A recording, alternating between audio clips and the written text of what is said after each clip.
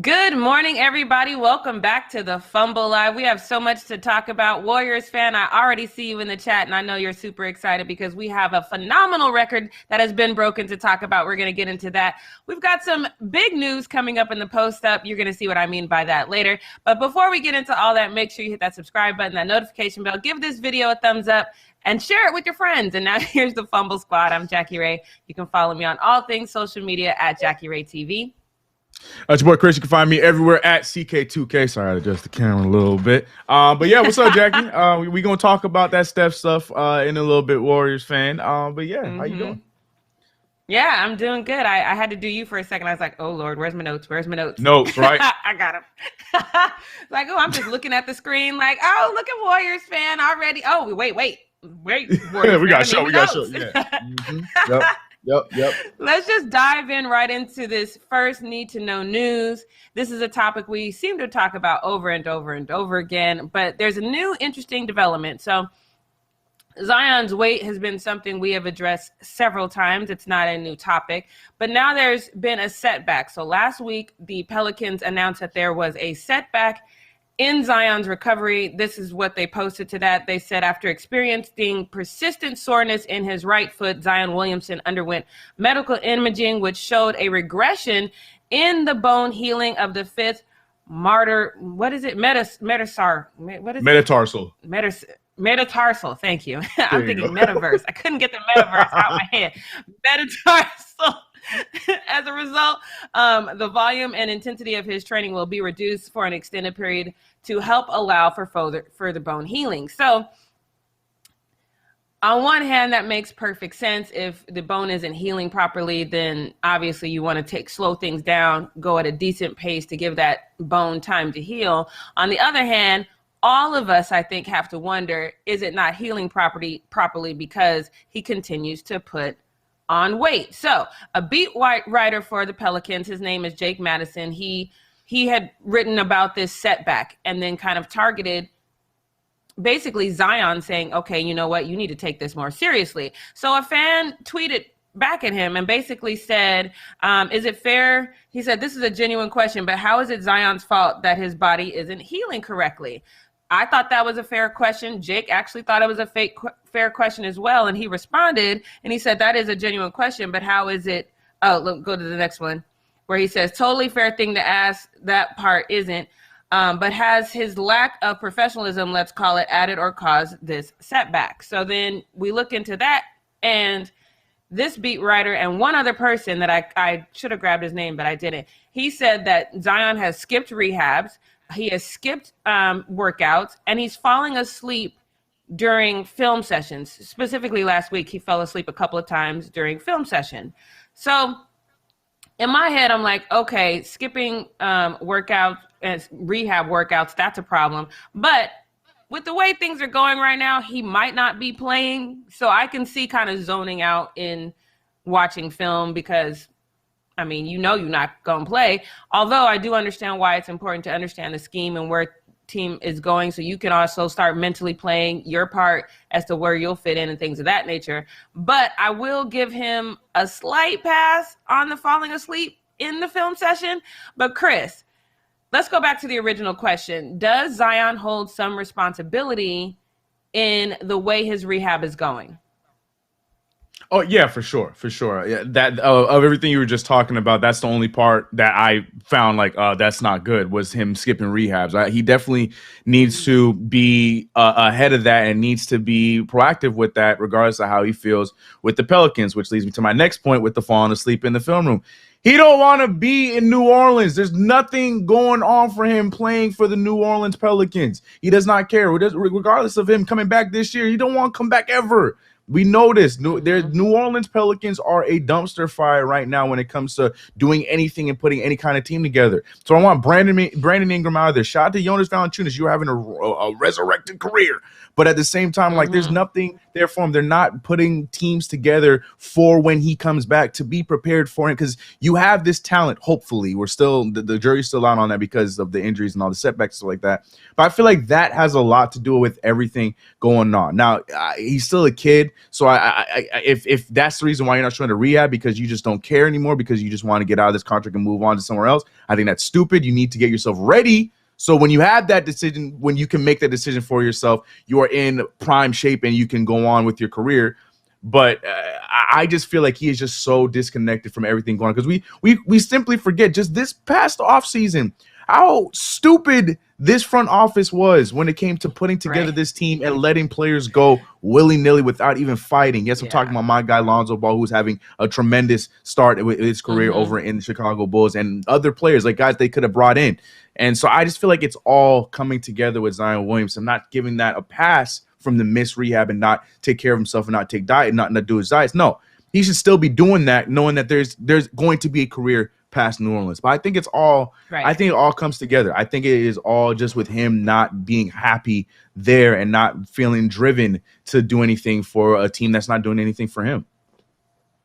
Yeah, and you guys know I've been rooting for Zion since Duke, so I obviously want him to succeed. And the chat seems to agree with you. Ryan and Mike Glock basically say he doesn't want to be in New Orleans. I understand that for all the reasons that you said, but I do not care. He has played 85 of the 172 games he could play. He's had sparks of greatness, but his weight has been an issue the entire time. And you're not Anthony Davis, where you're so good that we know that you have leveled well beyond New Orleans that now you can act like this diva, and we're like, okay, it's Anthony Davis. You're still Zion. You need to prove it, and your weight has still been an issue, Zion. Your best bet is to level up, show a level of professionalism, and then call it. Somebody in the chat said his agent needs to get him out of there. Absolutely, but he needs to give his agent more to work with, and I just don't like how he's handling himself right now. So for me, I don't care how young he is. I don't care that he doesn't want to be there. I care about how he's presenting himself, and he doesn't have enough file footage right now to act this way, in my opinion. So that's the one thing that, and the falling asleep, like I said, I'll give him a pass because I've been in meetings that I actually care about, and you get that guy up there that sounds like the Clear Eyes guy, and I struggle. So I'm not gonna get mad at him for that. It's a thing, but at the same time, your rehab really doesn't have anything to do with the Pelicans. It's you and your future. And how 100%. You handle this is your future. And so that's very disappointing to me. I'm not really a fan of this. And I just don't know what other excuse I can give him for skipping rehab. I just don't know what else I could say about that. Yeah, so everything you just mentioned is, that's the other side of it that I completely agree with. That's what I was saying. I just also want people to understand and remember this team that he's still on that's really not doing anything for the kid, and the dude's probably shackled. But you're very right that you also, like, this is not going to – this team – does not have to be where you're at for the remainder of your career. Like, you have to remember that you still need to get your ass in shape. You need to make sure that you're healthy so you're on the court, to like Jackie's point. So these agents have something to sell, and they have a reason, or they can Anthony Davis you into a situation that makes more sense for you. So that's 100% true as well. Right, but I'm with the chat, the people that in the chat that's saying I'm rooting for you, Zion, but you got to do your part. Stop making us look bad out here rooting for you like this. So step up, go to rehab. I don't even know why you in film sessions anyway. Healthy, I mean, man. I get it. Right. Get true. Healthy. Just say I want to, I'm going to skip film session. I'm going to go to rehab. I'm cool with that. But you got to do your part, bro, because we really want you to succeed out here. But that's all I got for Need to Know News. Chris, can you take us into is today hump day? Yeah, on this hump day. Yes, it is hump day, and we are going to go into the post-up right now with your boy Chris. Yeah, I just feel like, just the mood of everything going on in New Orleans, I think that is also playing a factor of him not going to rehab. But again, totally agree. You still got to do it because you got to think about the long haul. So I agree with you on that.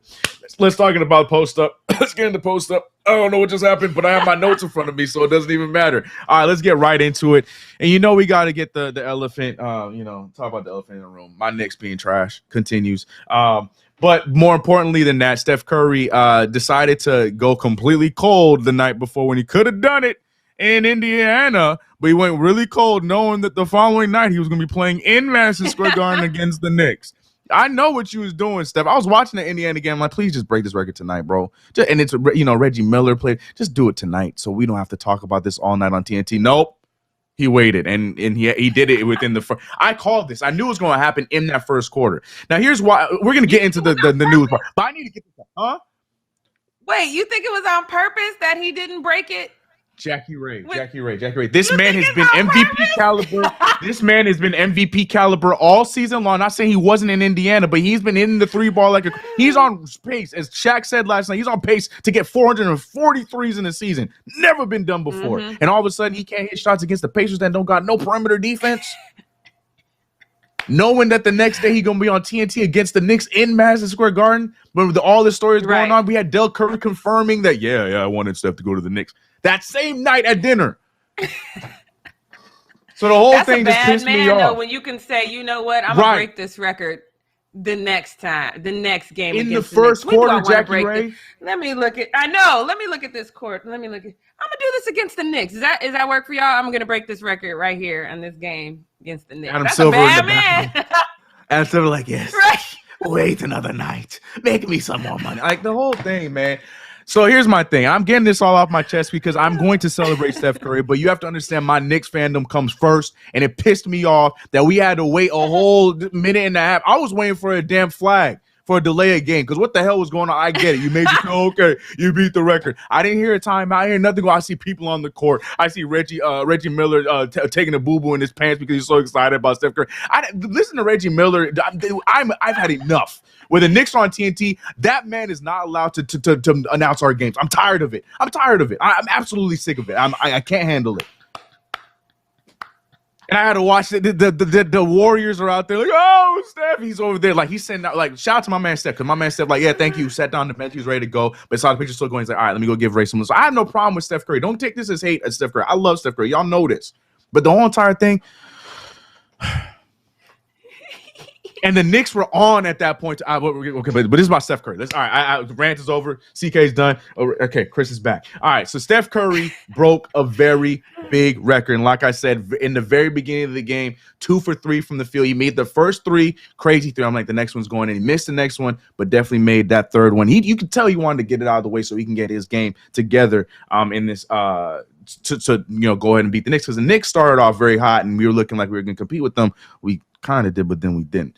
But more importantly, like I said, he beat a record that was held initially by Reggie Miller, and people at that time thought was never going to be crossed. Nobody would ever pass Reggie Miller, because Reggie Miller was one of the best shooters, if not the best shooter anyone has ever seen for the longest time, until this man, Mr. Ray Jesus Shuttlesworth Allen, came into the league and he did what he did. And we remember in Miami when he passed Reggie Miller was in the building. It was a whole moment. And then we were like, no one's ever passing that one, because he not only passed him, he continued to add more threes on top of it and whatever. But here comes Steph Curry in the prime. I'm still calling the prime. He's 33? That's still young. As Steph Curry, as a shooter, you're going to be fine. You're going to keep shooting. Steph Curry in Madison Square Garden, December 14th, beats that record. And he still has a lot of career left to go. But Ray Allen, the man that initially held the record for most threes, was in the building. And there was a dope moment where the two of them embraced. And it felt like that passing of the torch moment. And it was really dope. It was really cool, minus the delay game penalty, NBA. The moment between the two of them where they hugged and they had that picture was really cool. And Ray Allen then posted this on his IG to show some love to Steph Curry for passing him out for the most threes made. And like I said, there's still a lot more to go. But if I can get Ray Allen's, I hope I put it up there. Ray Allen's. Yes, that's right. That's right. The video. Here it comes. An embrace with Ray Allen. Yeah. Ray, man, you need to put a jersey on, bro. You do not look retired, son. Right. You look like you took the night off to come and check out the game. Ray Allen broke Reggie Miller's record in 2011. It was February 10th. And now Stephen Curry breaks Ray Allen's record. Tuesday, December 14th, at Madison Square Garden, a 28-footer. Stephen Curry, the all-time three-point champion here in the NBA. Stay tuned. We're gonna play Jay-Z. Like, come on, y'all. TNT, y'all so dirty for that, man. Can I get an encore? Do you want more? Yeah, man, y'all so dirty for that, bro. Jackie, the thing was scripted. This was all scripted. They wanted this. They were ready for this. They had the music ready, like, okay, and they're done with the hug. He's sitting down, the gaze into the camera. Jay-Z, Like they just knew what. It's made me so sick. Anyways, like I said, after that amazing moment right there, so I didn't realize I put him in the wrong order. But yeah, and then after that moment, Ray Allen then took the snapshot of them, put it on his IG with this caption saying, "The torch has been passed, and it is in good hands. Congratulations to Steph Curry, Wardell 5, and the whole Curry family," and then a bunch of ats. And this dude, I can't stand it. He had the nerve to at the Knicks. You just had to put hashtag Madison Square Garden. Why are you adding the Knicks? Why are you adding us? We had nothing to do with it. Like I felt like we were like my man from a few days ago, the Popeyes kid. Like the way he's like, yeah, go Curry, go Warriors, and at the Knicks, and we just over there like, wait, what, huh? What we doing here? What? Anyways, cool moment though. It was really dope. And one of my favorite things that of all of this was this dope graphic of every three that he hit season to season up to this point. This thing looks insane. F the Bellagio. I need y'all to take the Bellagio down and put this up. So like every I don't know, every hour they show, they'll be like, see 2015 and they'll show all his threes. 2016 the next hour. Like this is cool. If we can we play it one more time, Lee? I think we saw at the end. Yeah. Look at this. From the beginning of his career all the way through. Like I think this is, and you can tell that one in 2011 because that's when he got hurt, so you didn't see many threes go up. And then I like when it gets further out, see, from the half court. Yep. This thing was dope. This right here was whoever said like I have the perfect idea to use my my graphic design on. This is it. This is sick. I really enjoyed this. How long this took. Right. Yeah, take. That's why I like that they did it for like all the threes each season, but to find where he hit from every spot, like that's crazy. So I thought that was really dope. I really enjoyed that. Like I said, I am a Steph Curry fan. I like Steph Curry, even though it was the heartbreak where he went to. I like Steph Curry. I just didn't like that. Come on, man. Like you slowed us down, and I'm blaming that for the reason why the Knicks lost. Anyways, so let's get into all the NBA players that were congratulating Steph Curry, and it was really cool. The first person I was looking for, because my guy Steph Curry, of course, he had to go celebrate his brother. He said, "Bang." The official three god at Steph Curry. Then after that, we had none other than Mr. King James, LeBron James. He said, just landed in Dallas. Oh, God, this tweet. Just landed in Dallas to see Steph Curry broke the record to make it even doper. He did it in the Garden. Wow. Congrats, brother. Incredible. Oh, no. Asia Wilson says, Steph Curry, congrats, with the hands up emojis. Yeah, shout out to Asia. Then Chris Paul said, history, congrats, Steph Curry. And then after that, I think it was Trey Young, Mr. Pops, what's his name? Harry, what's the Lollipop himself? Whatever y'all call him. I call him the Dust Bunny. This is crazy, man. Literally a game changer. Wow, congrats, Steph Curry. Yeah, shout out to Trey Young. The only person that Trey Young can look eye to eye to. John Morant, congrats, Steph Curry, the GOAT in the Garden too. That's tough. And then Irvin Magic Johnson, man, it's just man. Congratulations to Steph Curry for making history and setting the new NBA all-time 3-point record tonight. Thank you, Steph Curry, for revolutionizing the game of basketball forever.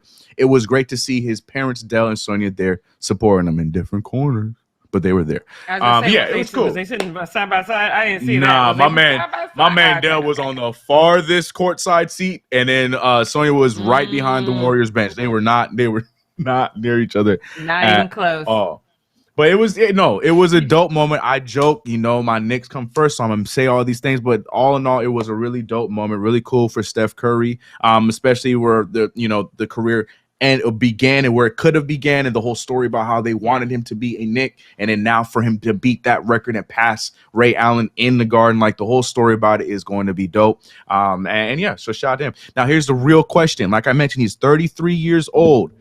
To Magic Johnson's point just now, he revolutionized the game where now the 3-point ball is that's the shot everybody's going for right now. Do you think, and he has a lot of career left, do you think that Steph Curry will put himself at the tippity top where no one can catch him since he has a lot of career left? Or do you think because there's so many threes being put up that somebody is going to come and they're going to catch him at some point in the future? I think he's going to be really, really hard to catch, but someone will catch him because, unfortunately, I'm not a fan of this whole run and shoot thing that we have right now. I think it's just not the kind of basketball that I like. But to your point, that's not the enforcer way. No, I get it. Yeah, right. It's not. Yeah. But to your point, that's, you got to come in this lane so I can get my work in. But that is the kind of basketball that we're playing right now. So somebody will catch him eventually, just like we thought no one was ever going to catch Ray Allen. So someone will catch him eventually, but it's not going to be for a very, very, very long while. Yeah, I completely. I don't think it's gonna happen. I don't think someone's gonna pass him at all. I think because, like I said, he's only 33. Shot does not go away. He's gonna. We think about Reggie Miller played till 38. Ray Allen, like they played for a while. And I expect Steph Curry to do the exact same thing, especially with today and the science and stuff like that. I think he's gonna be around for a while. And that 3-point ball, like you can get rid of dunks, but that 3-point shot ain't never going away. So I think Steph Curry is going to put himself at a good spot where it's going to be damn near who has that crazy assist record? John. Oh my goodness, Utah Jazz. My God. Little. Y'all know I'm talking about when. Somebody help me in the chat. Little white boy that has all these assists. Like his record is so unpassable in assists. I feel like Steph Curry is going to do the exact same thing for the 3-point. I don't think anyone's gonna be able to catch. I don't care how many threes people shoot right now. Ain't gonna be caught. But yeah, and I see everybody talking about conspiracies and laughing. Don't laugh at me. I was upset about it, man.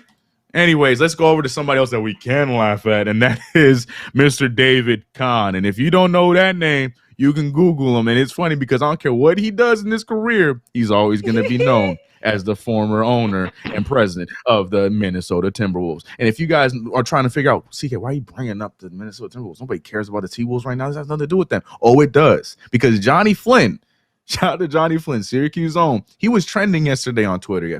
And the only thing I could think about was the draft. And yes, that's exactly why he was trending, because Mr. David Kahn himself decided to go with Johnny Flynn over Steph Curry, thinking that was the best option. And not only did he go with Johnny Flynn, he went with 2 point guards before Steph Curry was drafted. But nonetheless, we had this reporter that we can get the tweet up that was trying to he tweeted out saying, also on a sort of related note, because he had just originally tweeted the record by Steph Curry. He's on a related note, I reached out to David Kahn Tuesday to see if he'd be open to doing an interview about Steph, and here's what he responded. Oh, this is great. He said, hey Yearn, nice to meet you. We'd be happy to talk to you just as soon as you talk to the Clippers, Blake Griffin, Memphis, assumed to beat, Sacramento, Tyreek Evans, and especially Washington, which traded the number 5 pick to me straight up for Randy Foye and Mike Miller, and could have drafted Curry 5th. Best, David Kahn. I love a good deflection.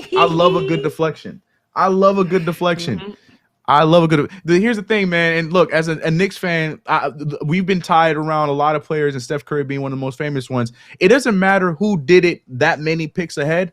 It matters who was right in front. And, well, my friend, you were right in front. And that picture is going to be infamous everywhere, where you decided to go, you know what, Steph Curry, Johnny Flynn, Steph, I just don't think it's going to work. Let's go with Johnny Flynn. And, well, didn't work out. So David Kahn, I think you deserve this one, my guy.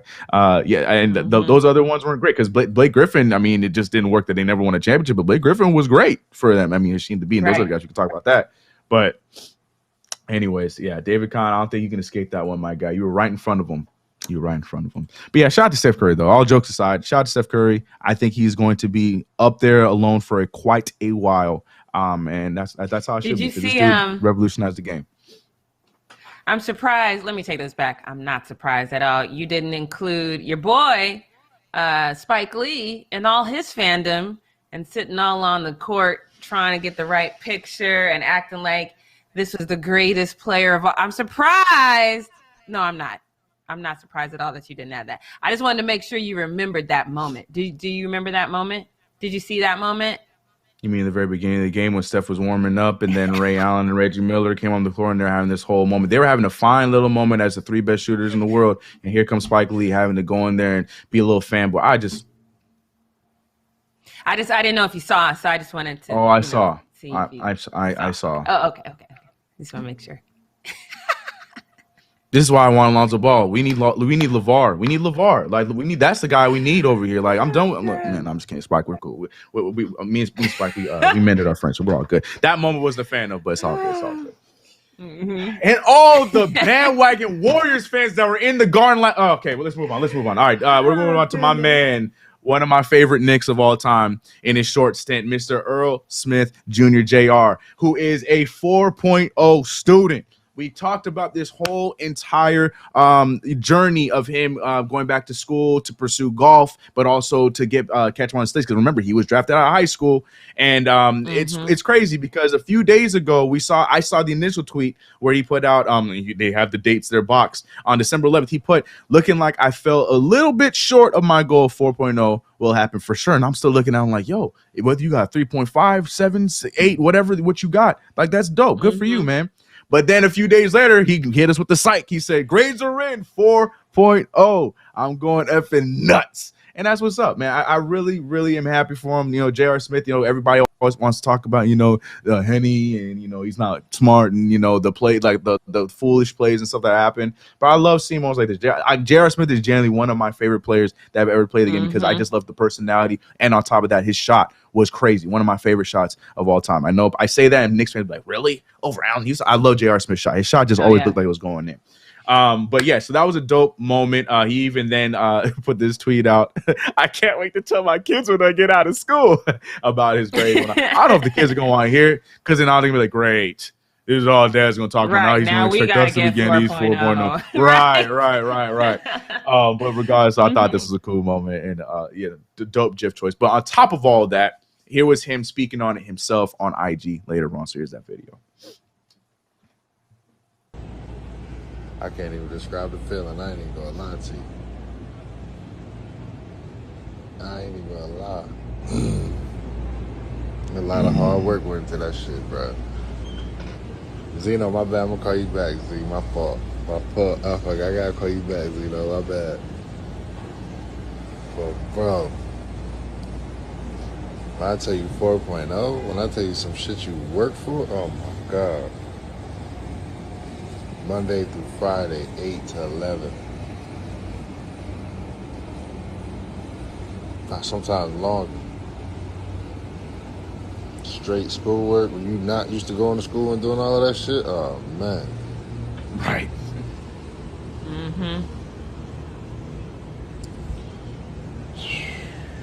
I ain't. Yeah, he's awesome. Like the genuine emotion. I love that. You know what I mean? It's just really happy for him. And we also knew that the golf side of it, he's been playing really well over on that side too. Yeah. So it's just going all around. And we talk about, you know, these post careers for these guys and, you know, people utilizing, taking advantage of it. And in my opinion, I think J.R. Smith is doing all that in the right way. So I'm happy for him. Earl, that's my guy. Really, really happy to see this. And like he said, like to be a high school student going to the NBA and not used to that, you know, the college life and what it takes and the hard work it takes and jumping right into that, you know, like that's huge. Like, so it's a big deal. So congrats to him, man, for sure. I'm super happy for him. That's awesome. I do want to say pounds and everything said 2.5 ain't bad either. Yes, it is. Yes, it is. That's all I got to say. 2.5 ain't that bad either. I'm just saying. Yeah, it's bad. It's horrible. You ain't supposed to be down there. It's horrible. Oh man. Ryan McClay said, "You know that's his first 4.0. Like, don't do that. Don't do it, Ryan. I'm assuming you over there just you collecting 4.0s each and every year, huh? Dang, Ryan. He's doing it in the reverse. He's doing 0.4. 0.4. Right. It's not the same. Got you. This one's hilarious. This next one is absolutely hilarious. This is when I'm okay with KD speaking out and using his Twitter fingers, because when he's going after people that, you know, I think deserve it, I'm a big fan of it. And this is definitely one of those times. And it's just so funny because Skip. Oh, man. Here, let me read Skip's tweet first before we get to what Kevin Durant said. You guys see by the thumbnail, you knew this was the big one. But let me read to you what Skip Bayless said before we get into KD. Skip said the best player on the planet was added again tonight in Brooklyn, going assassin in overtime for the COVID-rocked Nets. Nothing like Kevin Durant. You watching, Bron? So he is here singing his praises. He's talking nice to KD, saying KD is this, that, and that. And of course, he had to take a shot at LeBron James. No one didn't see that coming. But my favorite part was the response. Kevin Durant, you think he'd be like, oh, thanks, bro, whatever. Nah, KD keeps the same energy regardless of who it is. I really don't. So when I saw the quote tweet before I even saw what initially was said, I was like, oh, Skip probably just talking stupid, which is crazy because I thought Skip liked Kevin Durant. Whatever, yeah, Skip probably just lost his mind, started talking stupid on KD. So I liked the KD tweet. But then I finally got to read the Skip tweet, and I lost even more. I'm like, how do I like this again for KD? Like, he keeps it real, and I that's the one, regardless if you think that he's over emotional, which is true, and I agree. I do think he's very over emotional, but I love when he uses his Twitter fingers for good, and this was definitely that. Keeping that same energy when it came to Skip Bayless, and I know Jackie, I know you like that because of those stray shots he's always taking at LeBron James, and KD had his back. He had LeBron's back. I can't stand Skip at all. There's no part of Skip. Even when I watch him, I mean, I love Shannon Sharp, so I obviously watch the show. That's your guy. But when Skip thinks he's gonna really sell it, he fidgets in his seat and he grabs his pen and goes, blah blah blah. That's all I ever hear when he does that, and I'm like, stop. Jack, you say he is Sim? Pen action. That you spoke Sims on us, man. Y'all know the video game Sims? Jackie just spoke fluent Sims on us right there. 100%. That's so true, man. And then his little cringy little Jordan post when he'd be rocking those Jordan, like, it's just like, come on, man. It was cool at first. Like the drip, I ain't gonna lie. The only thing I was cool with was Skip Bayless way back when, like 2015, when someone else dubbed it the Drip Bayless thing, because he was just unironically posing with his J's and with his chain. I was like, okay, this is actually kind of cool. Go ahead, Skip. I'll give you this. That's it. I hate your takes, but it's cool. And then now, he's that old dude that when he sees that people are liking something, then he tries to take a hold of it, and it's not cool anymore. Yeah, he lost me on that, and that's definitely what it was. But yeah, shout out to KD, man, using your powers for good. Now, last but not least, I have to talk about my guy. Now, what's crazy is this dude, the videos for this guy, Connor Williams, I saw this on my YouTube, I want to say it was like Friday or Saturday over the weekend because they had played their game. And YouTube knows me too well because they recommended to me, like, yo, you need to check this guy out. So I watched the video. I was like, yo, this is sick. This dude is out here. Go ahead. Because at first, when I show you Connor Williams, if you don't already know who he is, you're not going to expect what you're going to see from my man. Because this dude is a freshman in college. He's playing for not a big basketball school. It's was it St. John Fisher College or something like that? But he is in his freshman year, 7 feet tall, does it all, big man. Okay, this dude is a 3-point threat. He's a marksman. That's the same thing as 3-point threat. He is he has great vision. He can move the ball. Right, 7 feet tall. You think I'm talking about one of like the greatest athletes, right? Man, show that clip of my man Connor Will. Well, it's a problem if he's good, right? That's right. Look at him. Ah, my ankle. He's done for. He's pissed. Well, cracked out. Look, damn. I gotta get out. Let me get this down real quick. And he's still limp. Well, it's in the video I saw on YouTube. Like after that dime, like my man's hyped up about the dunk. Carter, like he got his dime, like he does this all the time, and he's still limping over to the bench, like yeah, good dunk, my ankle, and he stretches it out, and he goes right back into the game later on. Zion, take notes. Anyways, but yeah, like I said, they call him the Big Cozy. That's what his nickname was in high school. He's a freshman, and this is what he was doing. He does this. He be taking shots. Look at him, my man. He does this. Last one up the court, but you still gotta get your man up on him. 7 foot, yagak. That's what he does. He does this. Connor Williams, like people think that he's just on there, as like a make-a-wish thing on it. No, he's got a trigger finger. And like I said, he's got court vision. Watch these clips right here. Look at this.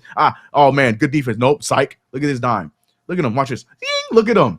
This dude is real. Now, I don't know if it's going to be an NBA type of thing, but he's definitely going to be somebody we're going to be following for at least the next 4 years in his college run. Maybe if he, starts to trim down and he gets into shape, maybe we can have that conversation. But this is a dude that, taking full advantage of his height, and I respect it. I always get mad when you that big and you don't do nothing with it. Look, man, he's figuring it out. If he can figure it out, we're going full circle. Zion Williamson. Do I need to say any more? All right. But shout out to the Big Cozy right here. Look at my man. Yap. Come on, man. Talk to him nicely, Big Cozy. Jackie, how you feeling seeing him out there doing these kind of things? I think it's cool. The first clip is what had me dying because he fell slow. Like, Yeah, he fell slow. And I was like, is this in real time? I was like, why is he falling so slow? Get down. And then, of course, the butt crack. You know, it was just classic big man on the court. I was like, gotta get up. Oh, my butt crack. Oh, ow, now I got a limp. Oh, everything hurts right now. Oh, ow. I was like, yo. Right? After all that, like, just because when you first see, you're not expecting that pass. You're just thinking, oh, man, this poor guy. Like, why did the coach play him? Like, this is not. And he makes that pass, like, hold on, wait a minute. And then when he comes back in, he started hitting 3 after 3. Yeah. Kind of fun, man. So I got to give it to him because I was clowning when I saw that first take. I'm like, okay, so he got one little dime, you know, congratulations. And then I saw the rest of the clips and I was like, oh, okay. Yeah. Oh, okay. Yeah. He's still in that baby fat phase. Like, he's like 18 years old. He still got baby fat. Look, there's time. Look, keep your eyes on Big Cozy, man. You keep saying baby fat. The Look, man is 18 years old.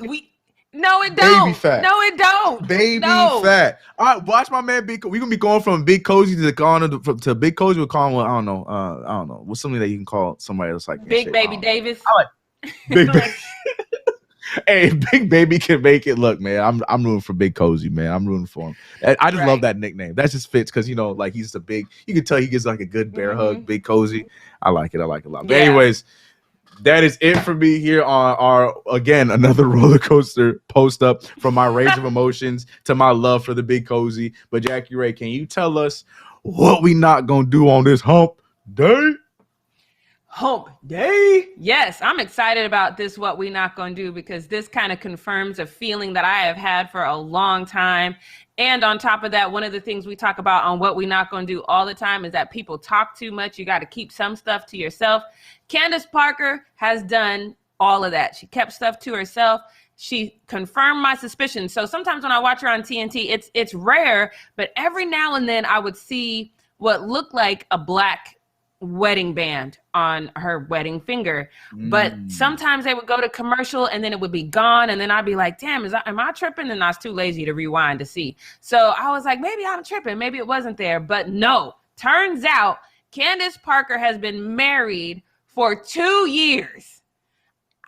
The NDAs that these people had to sign, or either that it was a super close family and friends, and they was like, hey, if you don't want nobody to know, we're not going to say nothing. But she announced that she's on her 2nd year wedding anniversary, that they are also now expecting a baby. So it's like we went from 0 to 60. You guys know she was married to, who was the guy that she used to be married to? Oh, Sheldon Williams. Sheldon Williams. Yeah, she was married to Sheldon Williams. They have a 12-year-old daughter together.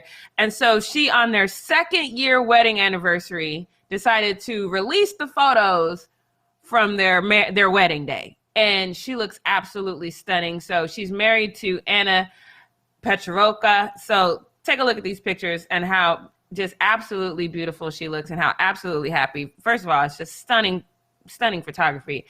Looks like there's a lot of people there and didn't nobody say nothing. This is amazing to me. But like, this is just so amazing to me. But this is obviously another picture from their wedding. And then they announced this, they used this picture to announce that her wife, Anna, is expecting a baby. I don't have a lot to say on this topic except for this one. She says, happy anniversary. 2 years ago, I'm just going to skip around this. 2 years ago, I got married to my best friend in front of our close friends and family, the closest friends and family of all time. Literally, nobody said anything. My heart could have exploded. I cried like a baby. To know me or you is to know our love. This journey hasn't been easy. I'm proud of us and what we have built and have grown to become, both individually and together. Thank you for always loving Layla as their own and being my calm, my support, my voice of reason, my laughs, my cuddles, my dance in the rain, my happy, my home. Thanks for constantly challenging me and telling me when I'm wrong. I love you. I appreciate you. I value what we have. What we not going to do is not shout out how freaking stunning, I almost said the F word, how freaking stunning she looks in those pictures and how happy she looks and how dope as hell her friends and family are for not saying anything for 2 years. Some of y'all can't hold water. They out here holding the whole marriage secret for 2 years. They look so happy, so stunning. I am so excited for Candace. Candace has accomplished so much in the last 2 years. And so just to know she had someone by her side that was rocking with her, holding her down, it just brings me so much joy. I'm so happy for them. I don't have anything else to say, but y'all need better friends because your friends ain't holding water the way these friends and family of Candace Parker is. But Chris, what you got to say about this? I have a few questions. Question one: does wifey play in the WNBA too? Because she is tall. Because Candace is short. She did. Okay, thank you. Yes. Because they were like almost eye level. I'm like, yo, go ahead, Candace. Yeah. You found someone that can match your height. Go ahead, Candace. Yes, sir. Yeah. Right. So yeah, I'm 5'11" and I'm struggling to do it with men. She found a whole woman that's the same height as her. Yeah. I'm jealous. Yeah, go ahead, Candace. Go ahead. Yeah, that was my only question. But yeah, everything else you said, like it just came out of nowhere. Like, cause at first I'm like, oh dang, she having a baby. Oh dang, she in a relationship. 2-year anniversary. Right. What is happening right now? Yeah, it was like boom, boom, boom, boom, boom. But happy for her, man. You know, and that was probably what was best because with the situation with Sheldon Williams, you know how the society is, so people be like, oh, so now you're moving on to girls and not like just have your relationship, be happy with you, and then let it be what it is. But yeah, like you mentioned, her friends, shout out to them. I need friends like that. Yes, man.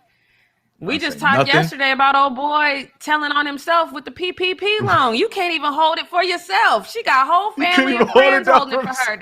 That's crazy. Right. So what I'm not going to do is sleep on the fact that she got a dope circle. She's living her best life right now. I'm so happy for Candace Parker. But that's all we got for the show today. It was a great one. It was a fun one. It was a roller coaster. Thank you guys so much for hanging out with us. Make sure you follow me at Jackie Ray TV. Follow Chris at CK2K. We will be back here tomorrow morning at 9 a.m. Pacific Standard Time. Make sure you tell a friend and bring a friend. We'll see y'all tomorrow. Be safe. Bye. Bye.